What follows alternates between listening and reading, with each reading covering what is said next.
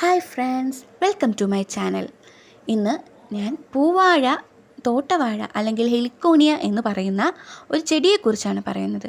ഹെലിക്കോണിയേസി സസ്യകുടുംബത്തിലെ ഏക ജനുസാണ് ഹെലിക്കോണിയ. കേരളത്തിൽ പ്രാദേശികമായി ഇതിനെ പൂവാഴ, തോട്ടവാഴ എന്നൊക്കെ വിളിക്കുന്നു. അറിയപ്പെടുന്ന 194 സ്പീഷീസുകളിൽ മിക്കവയും അമേരിക്കൻ വൻകരകളിലെ തദ്ദേശവാസികളാണ്. ഇത് പുഷ്പാലങ്കാരങ്ങൾ വളരെയധികം ഉപയോഗിക്കുന്നു. വ്യാവസായിക അടിസ്ഥാനത്തിൽ കൃഷി ചെയ്യുന്ന ഒരു സസ്യം കൂടിയാണിത്. ഏകദേശം 2-3 അടി മുതൽ 15 അടി വരെ ഉയരത്തിൽ ചെടികൾ വളരും. ഹെലിക്കോണിയയുടെ കിഴങ്ങാണ് നടീൽ വസ്തുവായി ഉപയോഗിക്കുന്നത്. ഇതിൻ്റെ തണ്ടുകൾ വാഴപ്പോളയുടെ രൂപത്തിലാണുള്ളത്. തണ്ടുകൾ പച്ച നിറത്തിലുള്ളതും പോളകൾ കൊണ്ട് മൂടിയതുമായിരിക്കും. പോളകളുടെ അഗ്രഭാഗത്തായി ഒറ്റയില കാണപ്പെടുന്നു. ഇലകൾക്കും വാഴയിലയുടെ ആകൃതിയാണുള്ളത്. ചില ജനുസുകളിൽ വാഴയുടെ കൂമ്പ് പോലെ പൂങ്കുലയും വളഞ്ഞ് താഴേക്കാണ് കാണപ്പെടുന്നത്. ഇതിനാലായിരിക്കണം ഇതിനെ പൂവാഴ എന്ന പേരിൽ അറിയപ്പെടുന്നതെന്ന് കരുതുന്നു.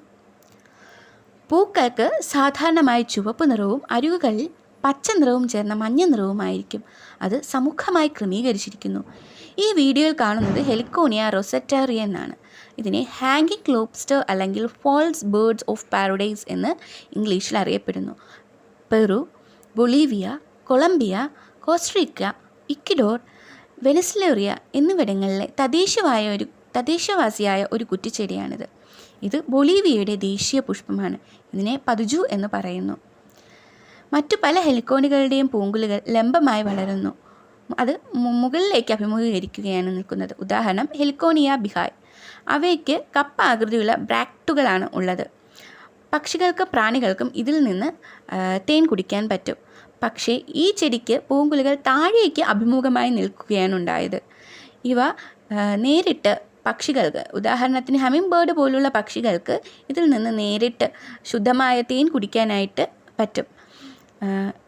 പല പക്ഷികൾക്കും, പ്രത്യേകിച്ച് ഹമ്മിങ് ബേർഡുകൾക്ക് ആതിഥേയ പുഷ്പമായി ഹെലിക്കോണിയ വളർത്തുന്നുണ്ട്. അതിൻ്റെ തനതായ സ്വഭാവ സവിശേഷത കാരണം ഉഷ്ണമേഖലാ ഉദ്യാനങ്ങളുടെ ഒരു മാതൃകയായി ഇത് പലപ്പോഴും ഉപയോഗിക്കുന്നു. നമ്മുടെ നാട്ടിൽ കണ്ടുവരുന്ന പ്രത്യേക തരത്തിൽ തൂങ്ങി നിൽക്കുന്ന പൂക്കളുണ്ടാക്കുന്ന ഹെലിക്കോണിയ യഥാർത്ഥത്തിൽ വിദേശിയാണ്. പാത്രങ്ങളിലും ചട്ടികളിലും പൂന്തോട്ടത്തിലെ മണ്ണിലും വളരുന്ന ഈ ചെടി വീടിനൊരു അലങ്കാര പുഷ്പം തന്നെയാണ്. ചെറിയ ഇനങ്ങൾ വീട്ടിനകത്തും വളർത്താറുണ്ട്. വളരെ കാലം വാടിപ്പോകാതെ നിൽക്കുന്ന പൂക്കളാണ് പ്രത്യേകത. ചുവപ്പ്, ഓറഞ്ച്, മഞ്ഞ, പിങ്ക്, പച്ച എന്നീ നിറങ്ങളിൽ പൂക്കൾ കാണപ്പെടുന്നു. പൂക്കളും സഹപത്രങ്ങളും പലയിനം പക്ഷികളുടെയും പ്രാണികളുടെയും പല്ലികളുടെയും വാസസ്ഥലവും ആഹാര സമ്പാദത്തിന് ഉപകരിക്കുന്ന ഇടവുമാണ്. അതിരാവിലെ പൂക്കൾ പറിച്ചെടുത്ത് വെള്ളത്തിൽ വെച്ചാൽ ദീർഘകാലം നിലനിൽക്കും. ലാൻഡ്സ്കേപ്പിങ്ങിന് വളരെയധികം ഉപയോഗിക്കുന്ന ചെടി കൂടിയാണിത്. കൂട്ടമായി നടുമ്പോഴാണ് ഈ ചെടിക്ക് ഭംഗി കിട്ടുന്നത്. സ്വിമ്മിംഗ് പൂളിലോ ജലാശയത്തിനോ അടുത്ത് നട്ടാൽ ദീർഘകാലം കൂടുതൽ ആരോഗ്യത്തോടെ ഈ ചെടി വളരും.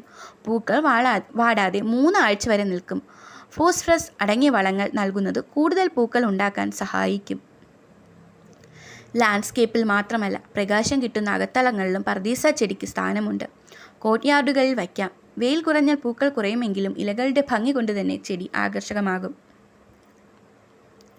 ചെടിയുടെ ചുവട്ടിൽ മുളയ്ക്കുന്ന തൈകൾ ഉപയോഗിച്ച് പുതിയ ചെടികൾ ഉൽപ്പാദിപ്പിക്കാം.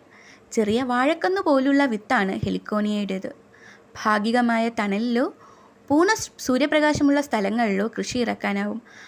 10 അടി അകലത്തിലാണ് വിത്തുകൾ നടേണ്ടത്. മാസങ്ങൾക്കുള്ളിൽ കണ പൊട്ടി ഇവ പ്രദേശം മുഴുവൻ ഇടതിങ്ങി വളരും. പ്രത്യേക വളങ്ങളൊന്നും തന്നെ വേണ്ട എന്നതും നട്ടുകഴിഞ്ഞാൽ പണി എന്നതുമാണ് ഇതിൻ്റെ പ്രത്യേകത. വില കുറഞ്ഞ കോഴിവളം പോലുള്ളവ മാത്രം വളമായി നൽകിയാൽ മതി. ഇതിൻ്റെ പ്രത്യേകത ഇത് അലങ്കാരങ്ങൾക്കായിട്ടാണ് ഉപയോഗിക്കുന്നത് എന്നതാണ്. Thank you for watching my YouTube channel.